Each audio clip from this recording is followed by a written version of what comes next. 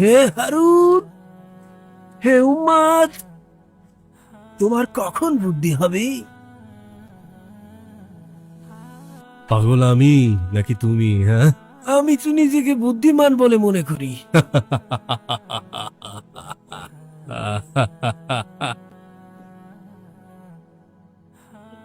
তোমার আবার কবে থেকে বুদ্ধি আসা শুরু করলো? হ্যাঁ, কারণ আমি জানি তোমার এই প্রসাদ অস্থায়ী আর এই কবর স্থায়ী, তাই আমি একে আবাদ করছি।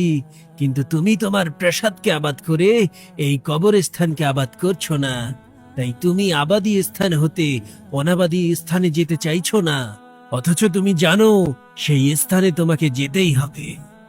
এই কবরগুলোতে এসে আমি ডাক দিয়ে জিজ্ঞাসা করেছি, সম্মানিত লাঞ্ছিত রাজ কোথায়?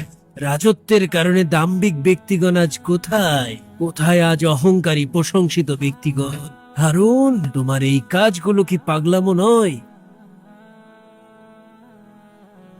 ওয়াল্লাহি তুমি সত্য বলেছ। আমাকে আরো নসিহত করো।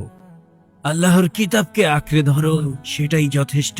সেখানে যেমন রয়েছে সংবাদ, তেমনি রয়েছে শিক্ষা। তোমার কোনো প্রয়োজন থাকলে বলো, আমি পূরণ করে দেব। তিনটি প্রয়োজন যদি পূরণ করে দিতে পারো, ধন্যবাদ পাওয়ার উপযুক্ত হবে। বলো তাহলে। আমার বয়স বাড়িয়ে দাও। আমি পারবো না। মালাকাল মউত থেকে আমাকে রক্ষা করো। আমার সে সামর্থ্য নেই। আমাকে জান্নাতে প্রবেশ করাও, জাহান্নাম থেকে বাঁচাও।